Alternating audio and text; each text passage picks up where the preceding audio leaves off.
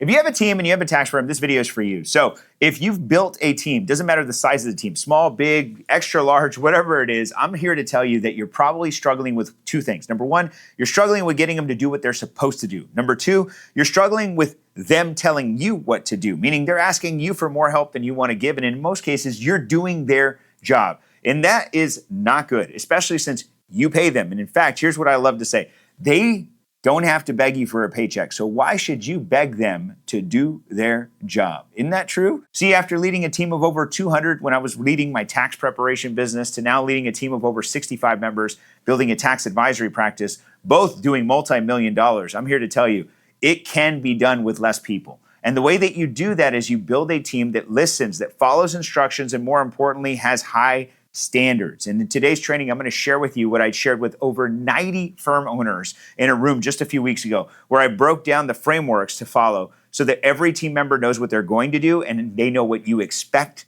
them to do. You see, leadership is just a simple lack of or strength of courage. What I mean by that is if you get strong and courageous by telling people what you want, for some reason, they start doing it. And when you lack courage, it's when people don't meet your expectations. So in this training, I'm going to share with you exactly the fundamentals of what the ceiling is, how to overcome that, how to have difficult conversations with your team, and more importantly, how to set targets and hit those targets so that you can continue to grow and scale your company this freaking year. So check it out. Let me know what you think in the comments. Click below if you have a question. See you soon.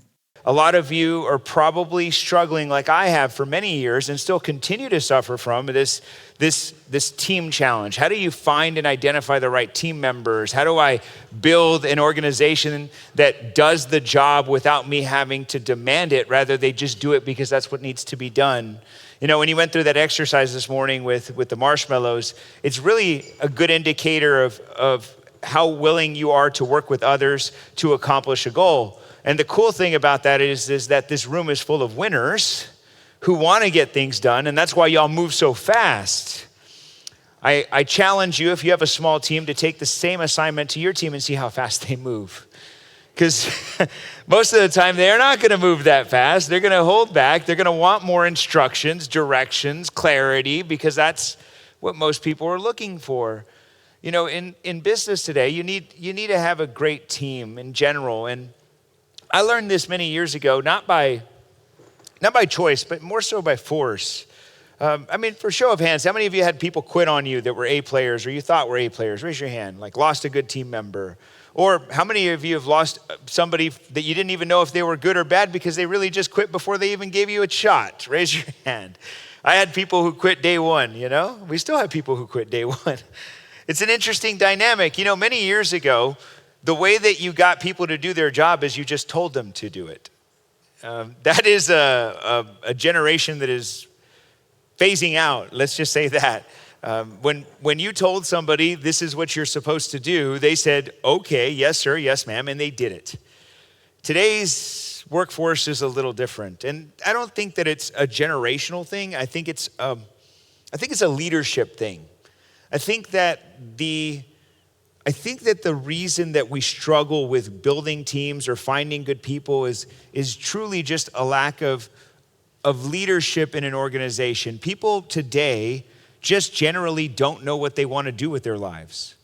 Like many people don't. They assume that it's getting a job and making some money and paying their bills and going to the movies on the weekend and whatever happens. Like life is life.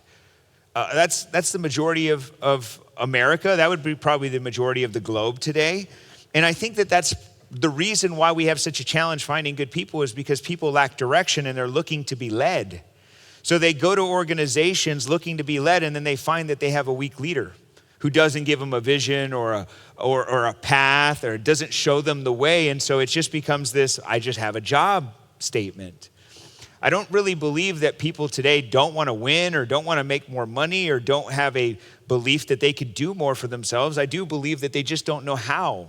And they're not seeing that. And I don't think it's a generation thing. I just think that we as the leadership of organizations, the generation prior to us just didn't enforce higher standards and just didn't say a job is needed to be done and this is your job. I find more often than most that just people today tend to not want to give it their all unless there's some sort of reward. And even when they get the reward, then they don't want to give their all anymore.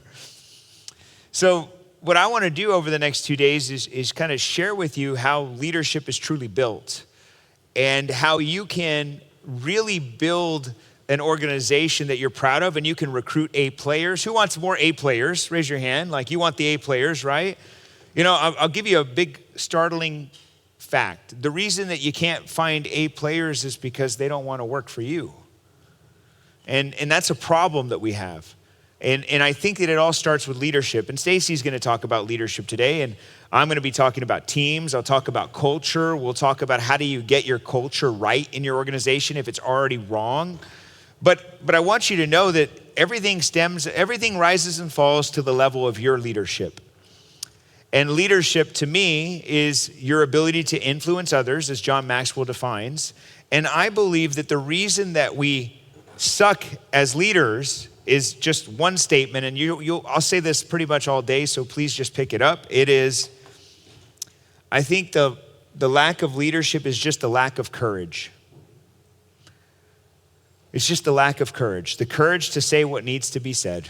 The courage to do what needs to be done. I won't put you on the spot because some of you brought your teams, but everyone in here, if you have a team, has somebody in mind that isn't performing, that probably needs to have a good conversation or needs to have one with. Maybe somebody who needs to leave. And unfortunately, the reason it hasn't happened is because you have a desire to keep the peace. You have a desire not to rock the boat. You have a desire not to have more workload put to you. So it's easier to keep the wrong person in that place while you just tolerate poor standards. And so over the next 2 days, I'm going to force you to start seeing the gaps and how you can overcome those gaps so that you can really identify who are the A players and who are not. Now, to give you clarity, so I don't want anybody to think that I can just come up here and talk about teams without having really done this. When I started in the tax business back in 2008, that was really my first encounter with teams. And it was 2008, so it was really relatively easy to find employees because everybody was getting laid off.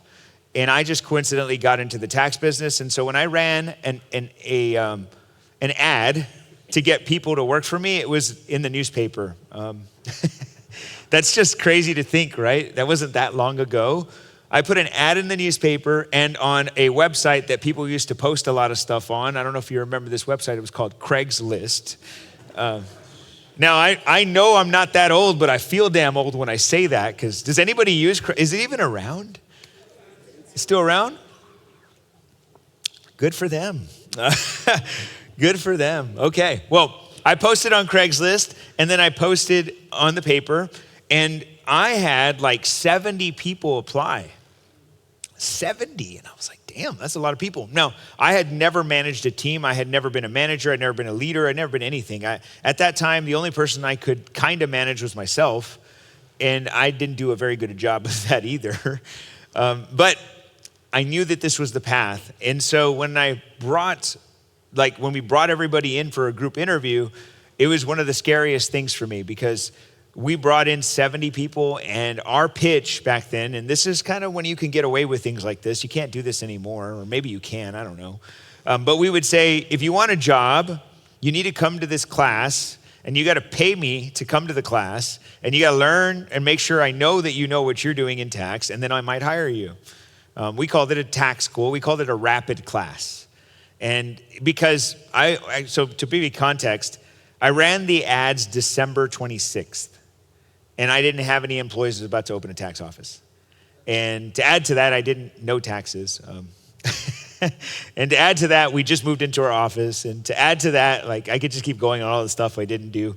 But I was going to hire people. And I remember bringing in this group of like 70 people squeezed into a 1,000 square foot office and just saying, like, this is the path. You're going to come to our class, and we are going to train you to make sure you understand taxes. If you already know it, great, because some did, but very few didn't, or did. So I trained them, or I didn't train them. I hired somebody to train.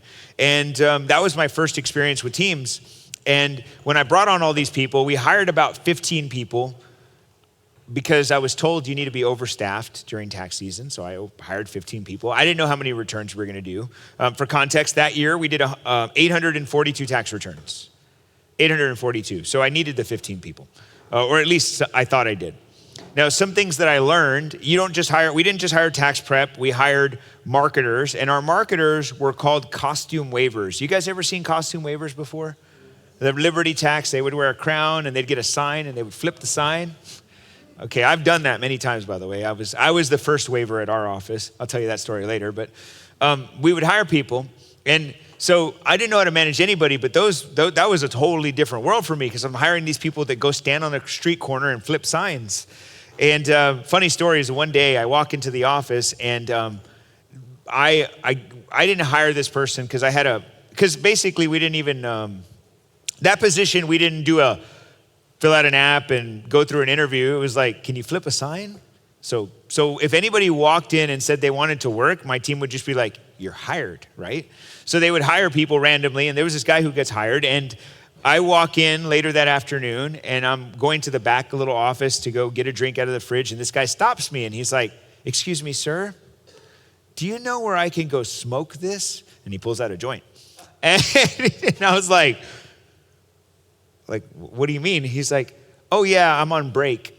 And I was like, what do I do, right? And I was like, well, I think you can go smoke that at home, bro, because you're fired, right? And that was the first time I'd ever fired anybody in my life. And it was like the craziest feeling because I realized that I had a lot of power at that moment because I had never done this before.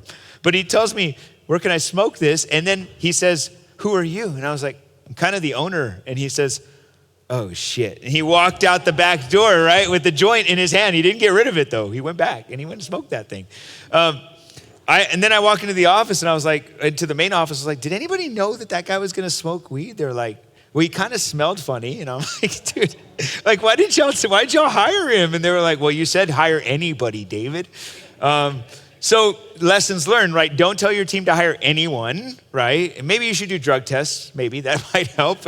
Just a coincidence. But that was my first experience. And then as I started to build my office and operation, I thought it was about filling butts and seats. So I would hire people just based on this context of like, who can work for me and how much do you want to get paid? And over the next few years, all I did is just hire people based on how much do you want to get paid? How much do you want to get paid? How much do you want to get paid? I opened 3 offices in 3 years. And it was crazy. I thought I had a team which worked for me. They were really good until, you start meeting new team members. And in 2013 is really where I came to this big epiphany. And the epiphany was for me was in 2013. I was starting tax season or I was about to get into tax season, and we were going to have one of those classes, except it was going to be a longer class. And I had this one lady who would teach the class. She was the most senior preparer I had, and she was really good. She did 400 returns by herself. And I would trust her to teach the class. Well, that year she starts the class, and then about a class in, she says she can't do it anymore. And just for context, and y'all will never believe this, but for 4 years or 3.5 years, I owned a tax business and I didn't know how to do taxes. Like for real. I knew how to like talk about it, but I didn't know how to file a return. I didn't know any of that. So I couldn't teach a class, so I'd have to hire people because I was gonna be a business owner. You got that? And I wasn't gonna do the taxes. By the way, learning taxes was the worst curse, right? When I learned taxes, I'll tell you that story. That was a bad thing.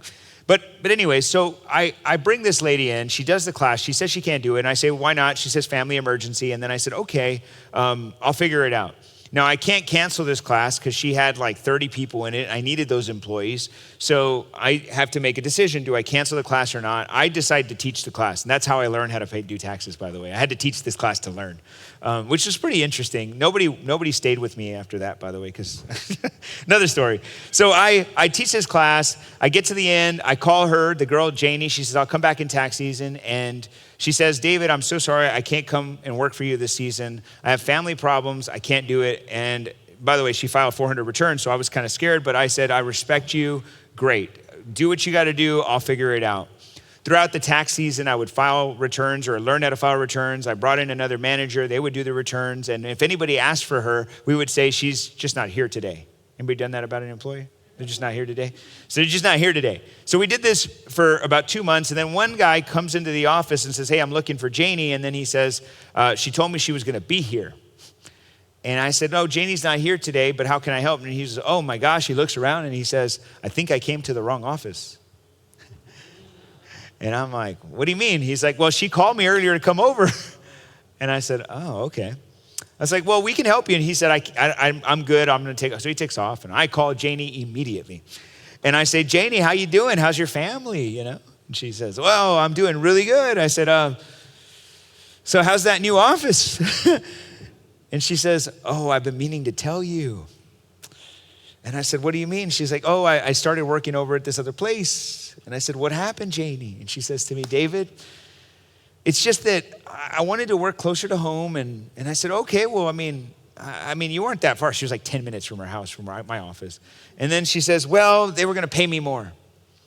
And I said, okay, but how much are they gonna pay you? Just be real with me. How much are they paying you more? Because you didn't ask me if you could get paid more. Like you could have just asked for a raise and it probably would have happened. And she says, well, they paid me $1 more. And I was like, $1? Like I said that, like $1, Janie. And she says, well, David, you always give me a raise and I appreciate that, but these guys just offered me $1. You didn't offer it, so I just did it. I lost 300 returns that year because of $1. And I said to her, okay, Janie, thank you so much. I hung up the phone and I realized something, that the only reason people were staying with me was for money. And many of you probably have those people in your organization right now that are working for you just because they get a paycheck and because $1 will make them leave. Now, the only reason people don't leave jobs today is because they don't know what the uncertain future for them, and so they stay comfortable. It doesn't mean they're engaged, doesn't mean they produce, it just means they got a job. They got bills. And this lady left me. I realized that year that I needed a real team that didn't necessarily depend just on the paycheck, that they wanted to run with me, because Janie and I had become really close. I knew her family, I knew her daughters, like I knew everyone. I would invite her to Christmas parties, like I did everything with this lady. And then for her to just leave me for $1, it made me realize that she didn't really value me. She was valuing me as a paycheck. And that was the year that it changed for me. I told myself, I'm never gonna go through this. I can't lose business. I can't go through these things. And that's when I transitioned to this belief that we need to build teams. And my team number one is in the room, George. George is team number one. And I know, right? And that is a story in and of itself, but I would just say this. He didn't know he was team number one. I didn't know he was team number one, but we ended up building something great. And I'll share some best practices really quickly that'll help you just as to kickstart the team stuff. Number one, if you really want to build a team, this is what I did from the day one. I sat down with George and I sold him a future. That's the first thing you have to do. I sold him a future. I was like, George, we're gonna go places. He says, where? I said, I don't know, but we're going places. All right? Serious. And the bar afterwards. That's where we went. We're going places after work, and it was a bar. No. That did happen almost every day, but maybe that's why he stuck around. See, one wanted money, he wanted alcohol. Son of a... It's all making sense now. George was team number one, and he really showed me what an A player looked like. And see, George didn't have the skills for tax prep. He didn't have the skills of management, or he did have management skills. He didn't have the tax skills, but what he did say to me is like, I'm willing to figure it out. I'm willing to learn. And many of you are running into this challenge where you hire people and then you have to tell them how to do their job when they were supposed to know how to do the job. And George was not that. So here's an example of an A player. You tell them what you want and they figure out how to do it. And many of us hire people who we have to tell them what we want and then tell them how to do it, and then sometimes do it for them, right? So there's like this whole thing. And so George became employee number one.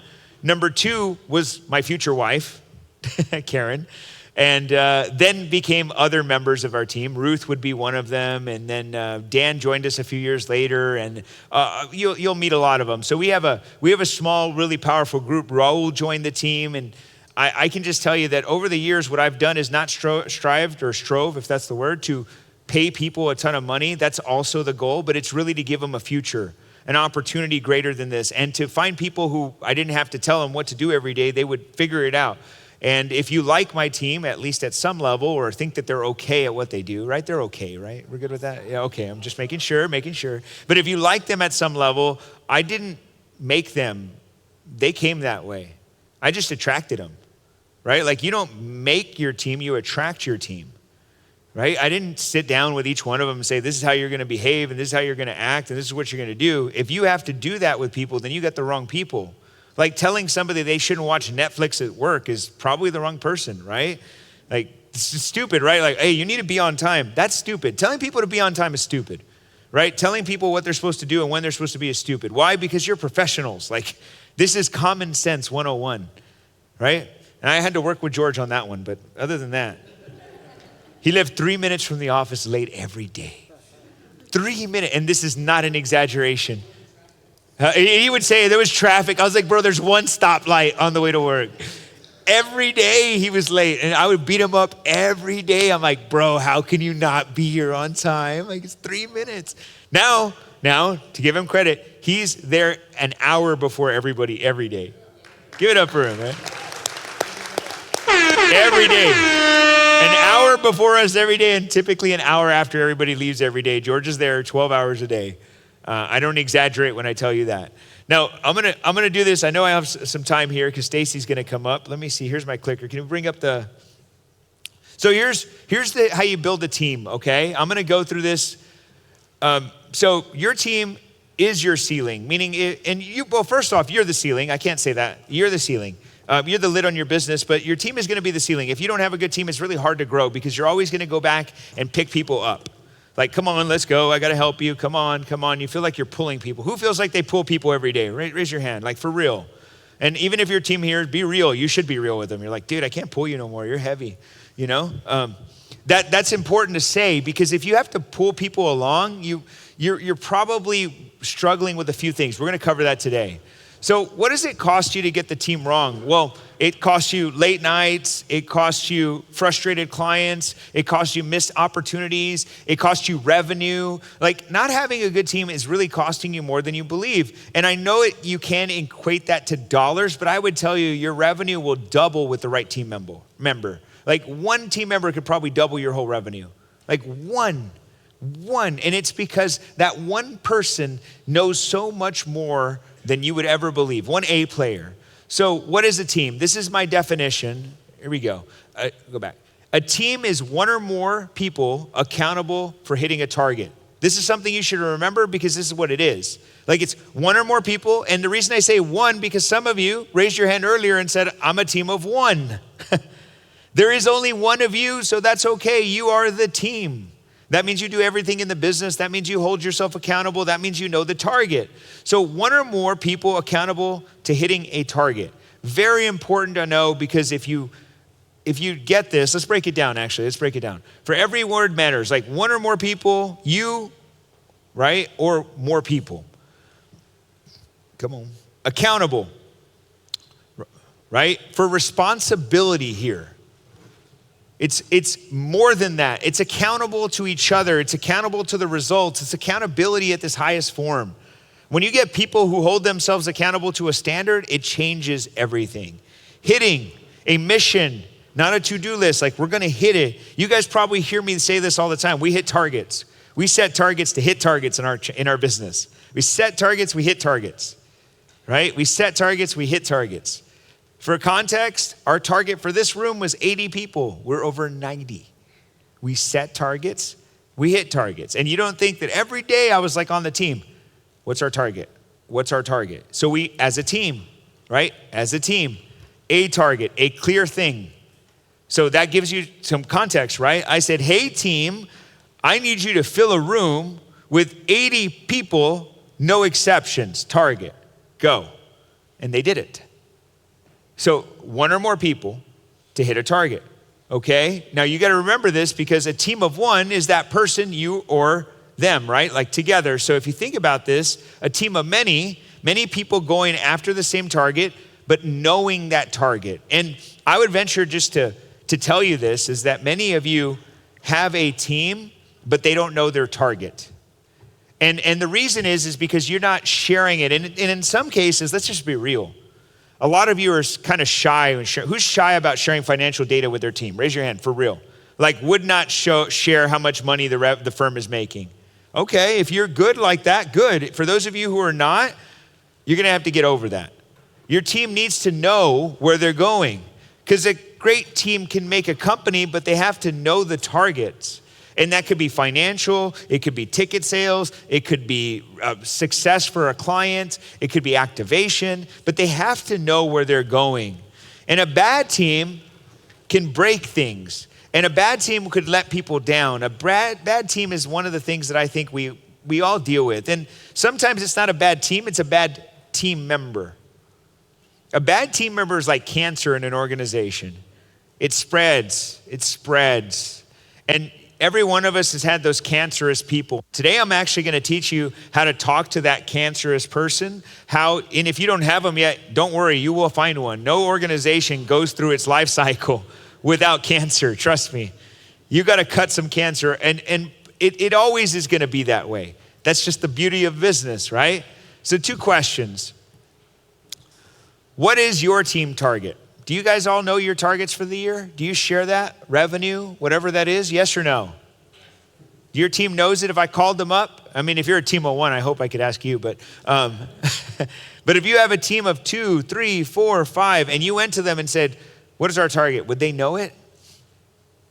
If they don't, that's a challenge, right? Number 2, who's accountable? Who do they think the responsibility of hitting a target is? See, some of you will probably say, well, the sales guys or me making the target. I used to say that a lot. In fact, up until about 2 years ago, I carried the team in revenue. When we needed to make money, David went on to the stage and shook it, right? Yeah, right? Like I was the dancing bear up on stage every day. I had to go out and make the money. When we were short of a target, I'd kick that. I would go get the target, whatever it was.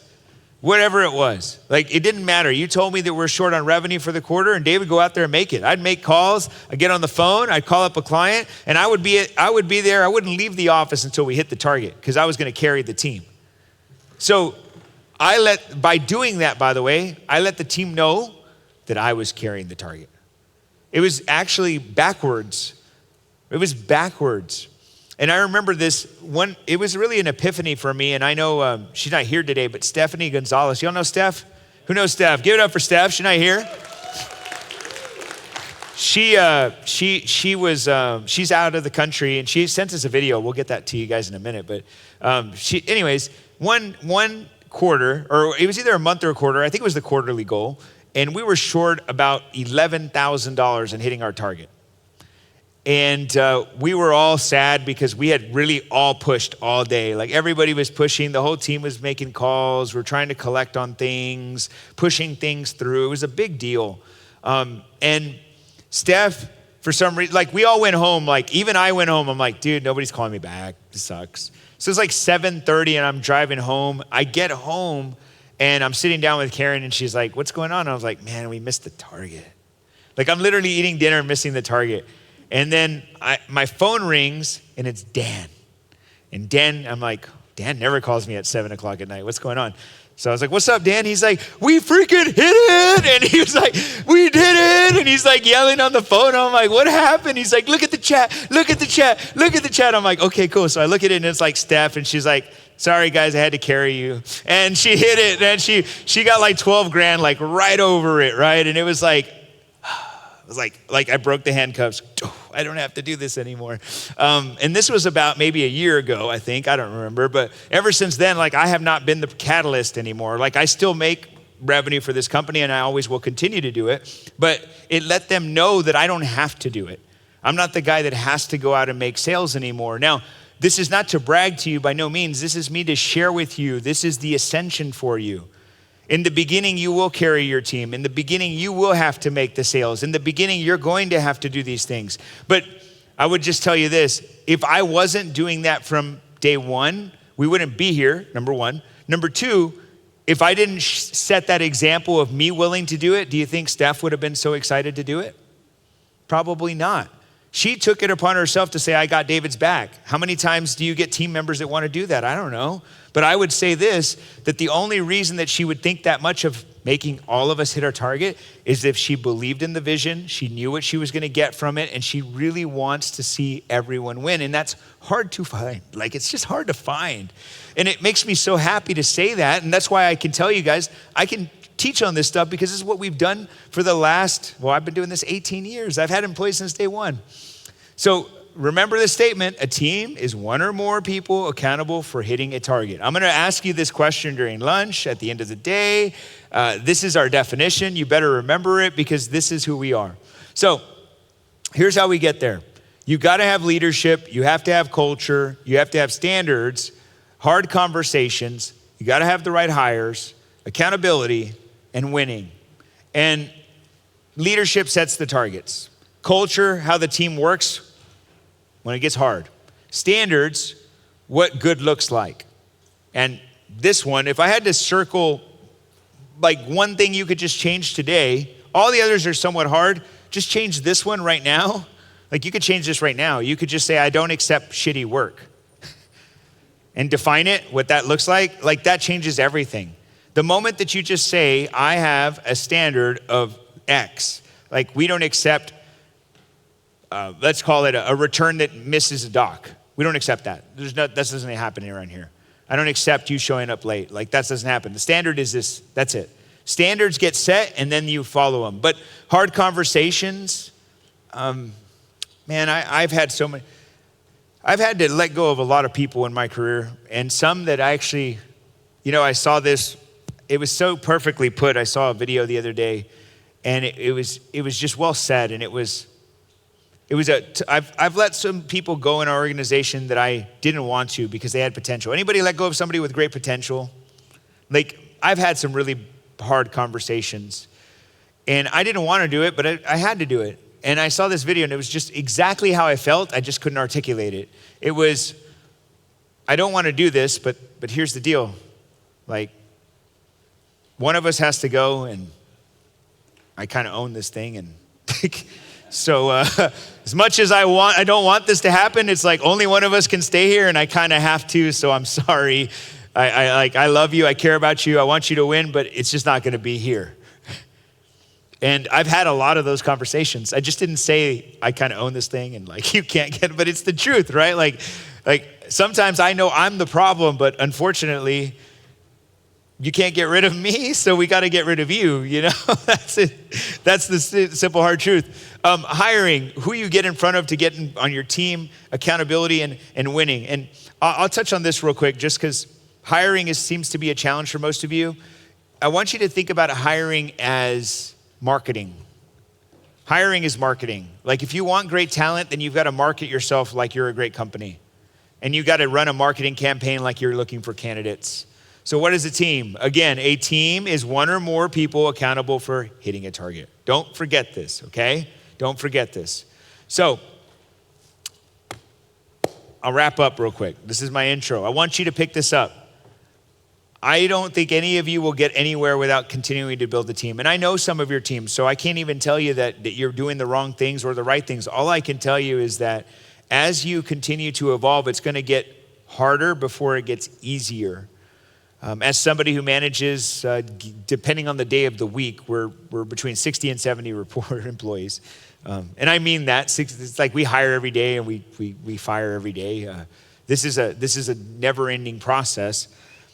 I would just say, because I deal with this so much, that it never gets easier, but it always gets better if you raise the standards in your organization. You will always find better people. And the best hire, your best hire, you haven't met them yet. And even when you hire the best, there's going to be better. Like the next hire is better. And it's not about pay. It's about opportunity. It's about working in an environment people want to work in. It's just building something that people just want to be around. I mean, can you feel that from my team? Like, do you feel that they want to be here? Yes or no? Yes. Like they genuinely want to be here. I mean, I think so. I mean, they like food, so they come to these things, but I'm just joking, just Raul. But But if you feel it from my team, it's because they genuinely care about what we're doing and who we serve. And it's not an accident. We talk about you guys all the time. We talk about your successes. We want to win together. Like, you just attract people by building and then pruning a tree. It's like pruning trees every day. There's a branch that's no good, and you cut it off and you just let it keep growing and keep growing. And that's what we've done here at Tax Maverick. And we'll continue to do this. I told myself I didn't want a big team, and I still don't think our team's big, but I will say this: I've never seen a big company ever not have a big team. Like, you won't meet $100 million company saying, oh yeah, we do it with 3 people. Like, right? I mean, people are trying. There was a guy who did it though, a $1 billion company with AI. Did y'all see that? He did it with healthcare. He was selling peptides. He was selling Ozempic, semaglutide, and he did it all with AI. He created everything. Like, the whole company was created with AI. The only problem is that so were the doctors, and so were the testimonials, and so were the case study. Everything was AI. He made like $3 billion, and he sold the company for $1 billion until the FTC and FDA started to kick on his ass because he lied about everything. Everything was fake, except for the semaglutide. That was real. And so, anyways, you can do it, but don't do that, okay? Don't do that. Words of wisdom. You want a big team. You want a big, strong team. You want to work, well, I'm not going to say this because it's a very monstrous thing. People say work on your business or in your business. I want you to get that out of your head. Like, I want you to think that it's about working on the things that you want to do for your business. And that may not necessarily be doing the everyday grind. It may not necessarily be doing the everyday activities. What it is, it's doing the things that you enjoy doing for the rest of your life. But you can only do that if you bring in a team, and that team takes on the responsibilities that you don't want to take on anymore. It's not about in or on. I think that's a big statement that people say all the time that I think now that I really hear it, and when I say it, I'm like, it doesn't make sense. Nothing in life is passive. Nothing in life is going to be on autopilot. You will always participate. Just at what level? Are you going to be the CEO, COO? Are you going to be the board member? Are you going to be an investor? All one of those roles have their own responsibilities, and you will take one of those roles as you scale.